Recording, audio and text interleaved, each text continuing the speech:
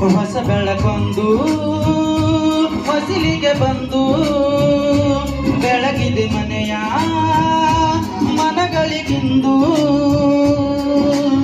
ಆರಾಧಿಸೋ ರಾಜರತ್ನನು ಆಡಿಸಿಯೇ ನೋಡು ಬೀಳಿಸಿಯೇ ನೋಡು ಎಂದು ಸೋಲದು ಸೋತು ತಲೆಯ ಬಾಗದು.